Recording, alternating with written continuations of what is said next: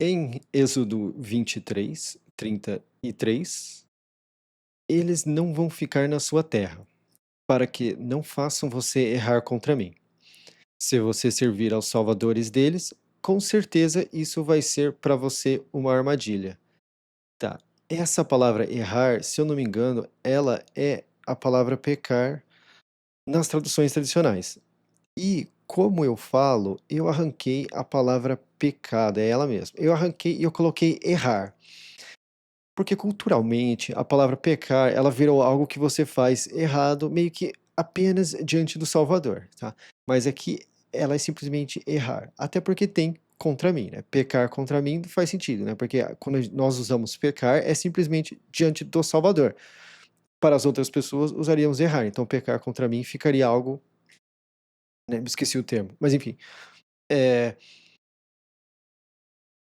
e o que acontece? Ao considerarmos coisas pecados e não erradas, fica parecendo, né, e fica um subentendido ali, que aquilo é errado diante do Salvador e não diante das pessoas. Então cria-se uma uma alternativa de o que é correto ou não. Eu não sei se expliquei isso da melhor forma. E a palavra ela é usada em contextos como errar, é você errar o alvo, tá. Então ela não tem uma especificidade dela que mostra que pecar é uma definição do que errar, porque ela é usada como simplesmente errar, tá. Inclusive, o grego, a palavra que o grego usa, quando um atirador erra o alvo, é essa palavra do grego que é usada. Então, você pecou o alvo, fica estranho. Não, você errou o alvo, tá? Então, eu arranquei a palavra pecado e eu acredito, eu tenho certeza e confio que ela teria que ser retirada da Bíblia e passar-se a usar errar e errado, tá? Você não está em pecado, você está errado, tá? Eh quando você começa a fazer essa sutil diferença, pequena correção nos versículos, você começa a ver que eles tomam dinâmicas, os significados deles são incrementados. Você consegue aplicar aquilo de uma forma melhor. Por exemplo, você faz prova, na prova você erra, você não peca, tá. E a mesma coisa aqui, né. O Salvador ele te coloca numa aprovação, né. Se você pecou, você reprovou. Não, você errou, você reprovou. Então, não faz sentido, tá. A palavra pecado, ela é a palavra errar, e não tem por que criar uma palavra além para isso. Até porque tem lugar que ela é usada como errar, tá. Em algumas traduções, e tem outros lugares que a mesma palavra é usada como pecar, na mesma tradução. Eles não vão ficar na sua terra, para que não façam você errar contra mim. Se você servir aos salvadores deles, com certeza isso vai ser para você uma armadilha. E é o que eu falei no episódio anterior. Poxa, por que que eles simplesmente não poderiam ficar entre eles? Porque você mistura costumes e, e índoles e bênçãos, e aquilo passa. Então você passa a não ter certeza mais da onde que vem a bênção, da onde que vem o derramar de bondade. Se é do Salvador e dos costumes e dos juízos e das ordens dele, ou se é da cultura popular do povo. Hã. Bom, em Êxodo 24, e ele disse ao tirado, que é Moisés: "Suba a salvação, você e o grande monte, que é o Arão, o voluntário e o Eli é meu pai. E 70 dos velhos do persistiu com o grande pastor." Persistiu com o grande pastor é Israel, tá? Inclusive, às vezes eu comento e cada pouco eu gosto de comentar, apesar de falar isso muito, mas quando você vai no Novo Testamento e lá tá falando, né, aqueles que se dizem de Israel não são de Israel, quando você traduz Israel, né, aqueles que se dizem persistirem com o grande pastor, não persistem com o grande pastor sendo, obviamente, Jesus, né, o pastor de todos os pastores, né, lá está escrito, no Novo Testamento também, não chame outro homem de pastor, a não ser o grande pastor, que é o Salvador, a salvação. Então, aquele versículo, ele toma um significado muito maior e ampliado quando traduzimos o nome de forma correta, que é persistiu com o grande pastor. O que é persistir com o grande pastor? É persistir ali, é no dia a dia, é a busca, é aquela coisa toda, é você virar o seu foco para ele, para você não errar o seu foco, né? Lembrando que errar é a palavra pecar, né? E qual que é o erro? O erro é você não focar, persistir com o grande pastor. Esse é o grande erro. E vocês vão se curvar de longe.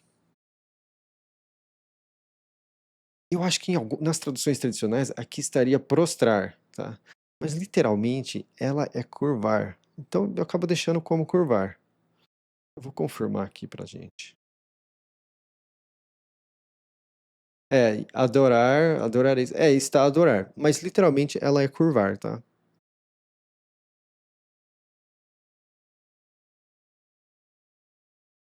O, o tirado vai se aproximar à parte ao salvação. E eles não vão se aproximar. E o povo não vai subir com ele. Tá, por quê? Isso aqui é para também se remeter à cruz. Lembrando que o Cristo, quando ele foi crucificado no tronco, ele estava lá sozinho, né? Os dele não estavam perto e a coisa toda. Então, assim, muitas das coisas, né, nós conseguimos facilmente identificar a crucificação. E essa daqui é uma deles, né? Quando o Cristo sobe lá na cruz, não tem ninguém com ele, né? Eles se dispersam depois que ele é tomado. O tirado chegou e contou ao povo todas as falas de salvação e todos os juízos. E todo o povo respondeu com uma só voz e disse: todas as falas que salvação falou, nós vamos fazer. O tirado escreveu todas as falas de salvação, levantou cedo no amanhecer e construiu um lugar de oferta embaixo da montanha, e 12 colunas para as 12 varas do persistiu com o grande pastor. Lugar de oferta é a minha tradução para a palavra altar, tá? Porque não se. A palavra altar vem de lugar alto, que costuras posteriores, culturas posteriores começaram a fazer isso em lugares altos, mas não necessariamente é um lugar alto, um altar. É um lugar de oferta, tá? Literalmente, a base é um lugar de abate de animais, é algo assim. A minha vontade era traduzir para lugar de oferta de carne. E talvez eu até passe a fazer dessa forma. Mas por enquanto eu vou deixar assim. Porque é o lugar onde ele mata os animais que estão ofertando à salvação. E é um lugar também, né, hoje, onde que é o altar hoje, o lugar de oferta hoje? O lugar de oferta hoje é no seu coração. Aquele momento que você abre mão das vontades da sua carne, você faz oração, você escolhe buscar Ele, né? Lembrando que se você tem um impulso que é muito forte, uma vontade que é muito grande, seja lá qual for, o vício, ou às vezes nem vício, às vezes é uma coisa mais até, mas que você sabe que você sente que desagrada a Ele, te faz sentir uma culpa, né? Aquela oração, aquele momento que você coloca aquilo em oração e você busca a ajuda dele diante disso que você sabe que está te fazendo errar o alvo, ali você está ofertando a sua carne ao Salvador. Tá? Então, hoje, a oração ela tem várias aplicações. Essa é uma delas. Esse sentido que eu acabei de comentar com vocês é, é buscando redenção para a culpa. Tá? Que assim, todos, uma hora ou outra, todos temos algum sentimento de culpa diante de alguma coisa. O que que é errado fazer? Errado é falar todo mundo erra, eu errei também e vida que segue. Não, esse é o que é errado. O que é correto é fazer oração pelo seu erro, conversar com o grande pastor pelo seu erro, para você continuar persistindo nele, que aos poucos ele vai te mudando. E como que eu sei isso? Eu sei isso porque é assim que eu fiz. Eu era uma pessoa muito estressada, e depois de começar a persistir com o grande pastor, quando eu ia quando eu continuava sendo grosso com as pessoas, eu me sentia uma culpa, uma coisa muito ruim dentro do meu coração, então eu começava a orar. Depois, quando eu estava no meu canto, sozinho, e eu fui vendo que eu fui mudando, tá? E hoje eu sou uma pessoa bem mais dócil do que eu era uns 10 anos atrás, né? Então, o que eu recomendo para vocês, eu não estou. É experiência própria que funciona, tá? Às vezes você tem vício de, sei lá, de qualquer for que seja. Se você buscar a palavra, né, o que eu sempre tento encaixar aqui, né, copia a Bíblia, né, pega umas coisas lá, começa de começo, vai na ordem para você entender, porque há muito conteúdo, muito condensado, né? Se você não confia na forma que eu traduzo, pegue uma que você confia, né?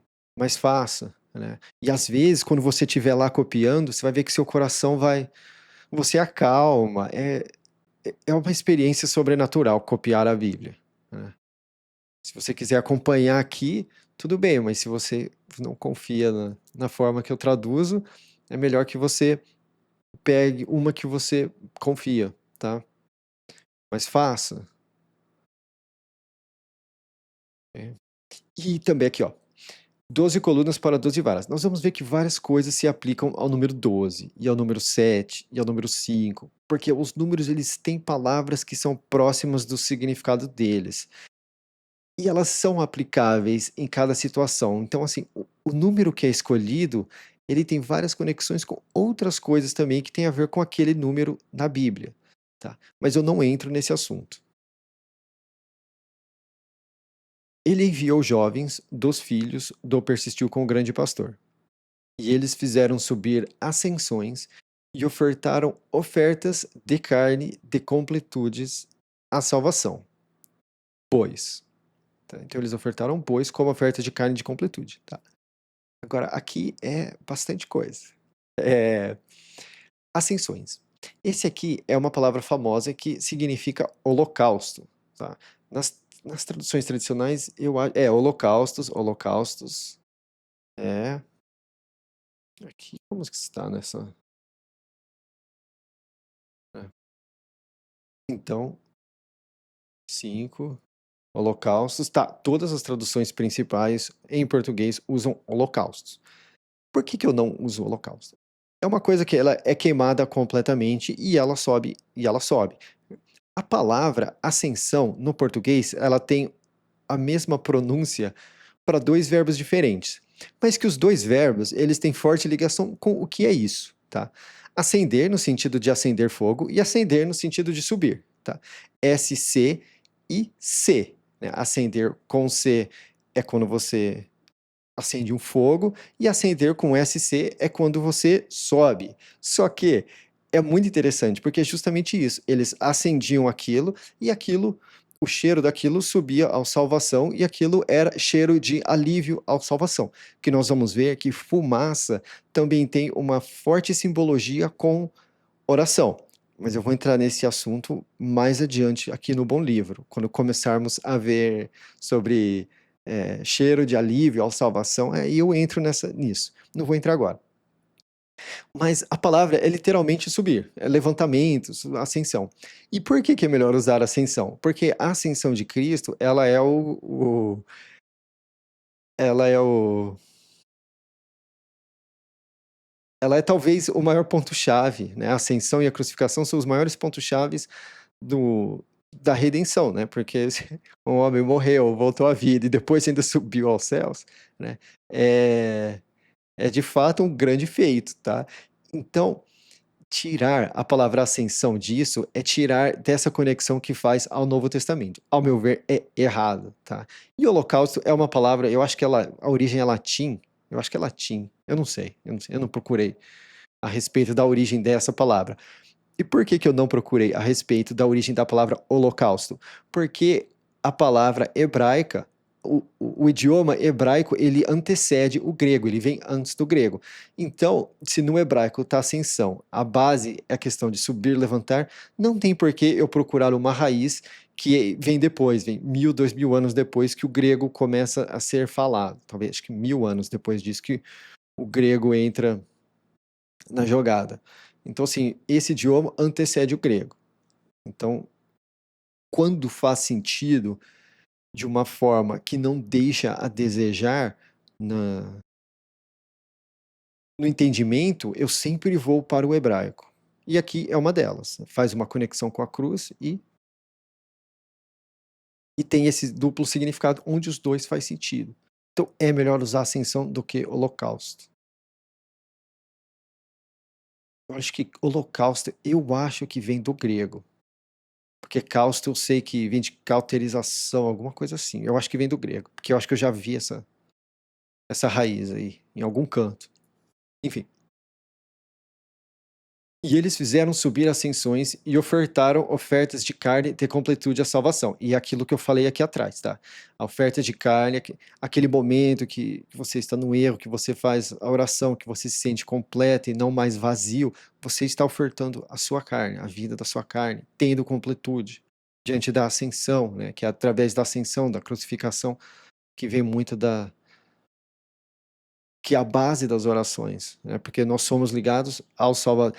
Quem é ligado ao Salvador e busca de coração é ligado ao Salvador através do que ocorreu com Cristo, da ascensão, nos dois sentidos, né? Da ascensão à cruz e da ascensão depois de morrer e subir e depois da ascensão ao céu. Então, tirar a palavra ascensão, sendo que ela é claramente a melhor palavra aqui, e colocar holocausto, é você tirar essa sincronia que o maior sacrifício do Antigo Testamento, que esse é o maior sacrifício do Antigo Testamento, tem com o maior sacrifício e as maiores experiências do Cristo no Novo Testamento. Tá? Então, holocausto é ascensão. Dificilmente eu vou encontrar uma palavra melhor para isso do que essa. O tirado pegou metade do sangue e colocou em bacias, e a metade do sangue ele espalhou sobre o lugar de oferta. Ele pegou o livro do acordo e leu aos ouvidos do povo. E eles disseram: tudo que o Salvação falou, nós vamos fazer e vamos ouvir. Tá. Livro do acordo. Essa palavra acordo, em vários lugares, em algumas traduções, ó, aliança, tem tradução que usa pacto, aliança, aliança. Tá, três das quatro traduções principais usam aliança e uma usa pacto. Por que acordo? Primeiro que pacto é complicado, porque nós ligamos pacto a um acordo ruim, né? Que pacto com o inimigo, né? Quando eles têm pacto é sempre uma coisa negativa. Isso aqui não é negativo. Então, usar pacto aqui, eu concordo com as outras três. Mas eu não concordo com aliança, porque aliança é uma coisa. Poderia até ser, mas eu acho que deixa a desejar por conta de a palavra aliança ser usado de uma forma mais como anel, tá? Como anel, aliança, essas coisas todas.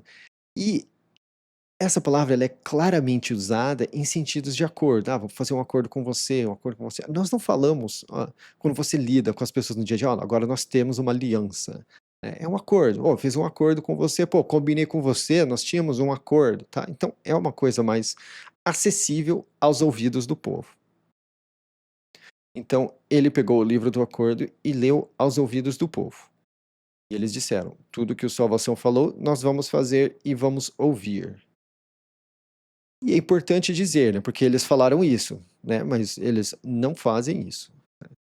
Com exceção de 2 pessoas desses 2 milhões, só 2 entram na terra prometida, todo o resto morre. O tirado pegou o sangue e espalhou sobre o povo, e disse: vejam o sangue do acordo que salvação cortou com vocês sobre todas essas falas. E, e acordos, naquela época, são cortados. Né? O que é cortar um acordo? É um animal que é morto por essa questão.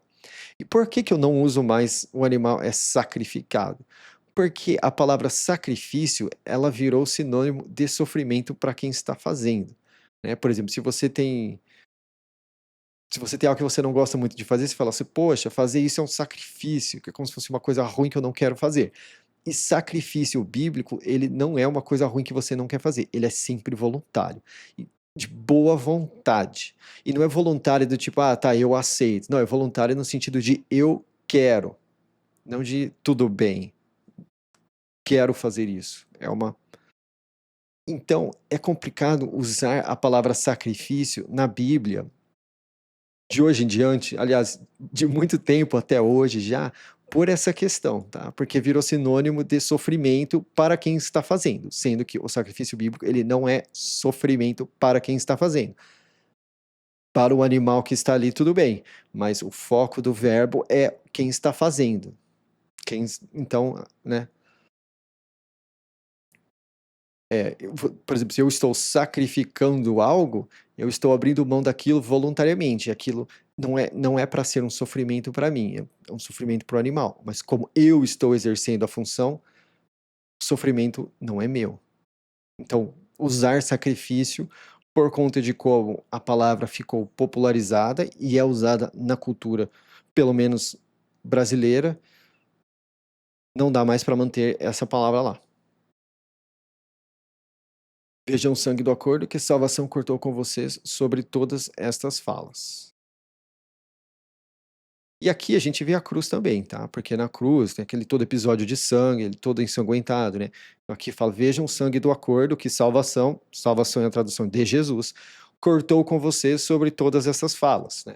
Lembrando que a palavra fala é a mesma palavra de verbo, quando você vai lá em João, no começo era o verbo, e o verbo estava com Deus, e o verbo era Deus. Eu não traduzo aquela palavra como verbo, eu traduzo aquela palavra como fala, ou palavra, porque é exatamente aquele verbo que é usado para falar no Antigo Testamento e também no grego, né? No começo havia a fala, e a fala estava com Deus, e a fala era Deus. Usar verbo ali é um absurdo, porque existem sinônimos também, que também são falas, tá? Então é... E aí tem pessoas que, mas, né, na verdade, verbo significa pai, tecnicamente. Não. O povo comum não usa a palavra verbo dessa forma. Aquela palavra lá no começo havia Deus, começo havia Deus, no começo havia o verbo, e o verbo estava com Deus, e o verbo era Deus. Aquilo lá é palavra, ao meu ver, é fala. Mas, no último dos casos, você pode usar palavra naquele versículo de João.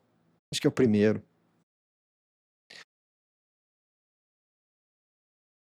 Então é isso, tá? Então, ó, vamos olhar para a cruz agora. Vejam o sangue do acordo que salvação significa Jesus, cortou com vocês, né? Ele cortou o acordo, ele é o acordo sobre todas essas falas.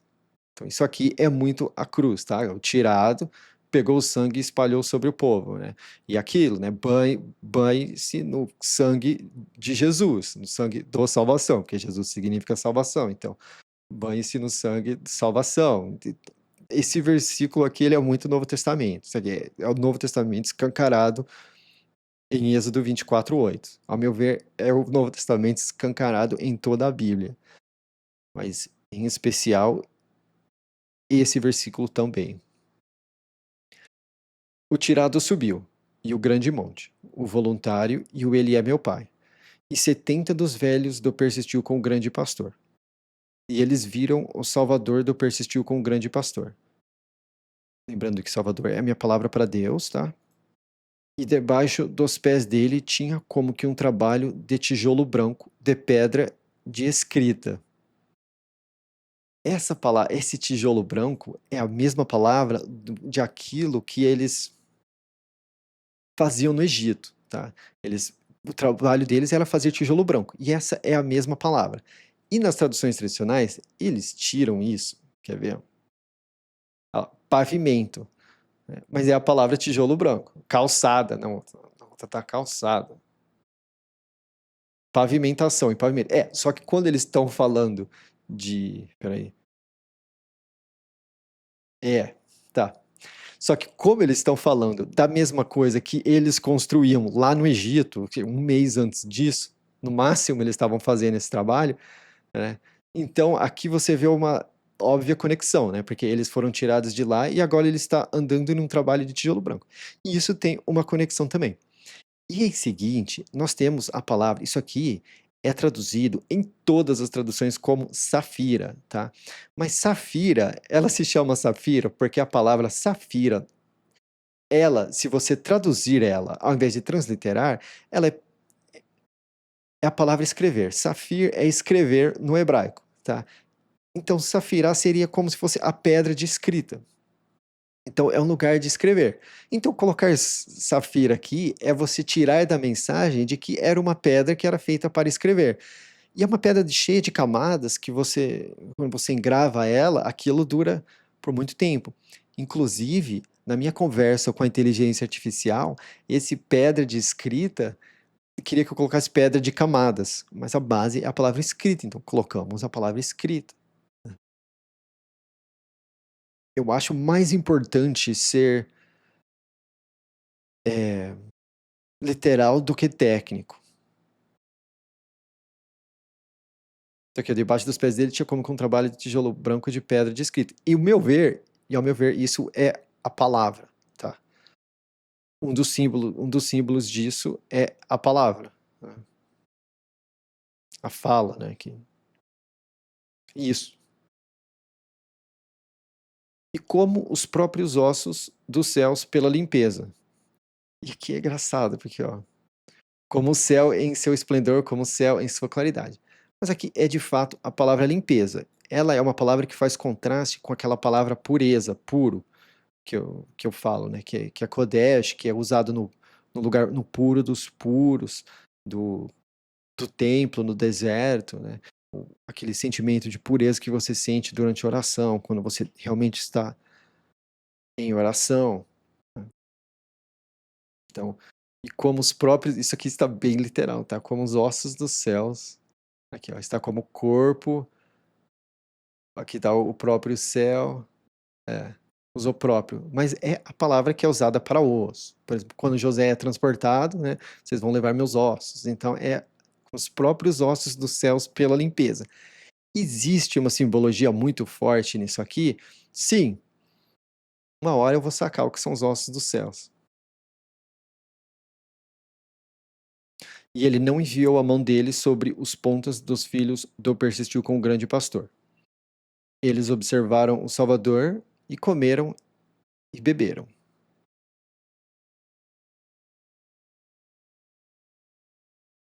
Ao meu ver aqui né, porque, mas quando nós vamos mais adiante, nós vemos que ninguém nunca viu o Salvador, né, o Deus, né?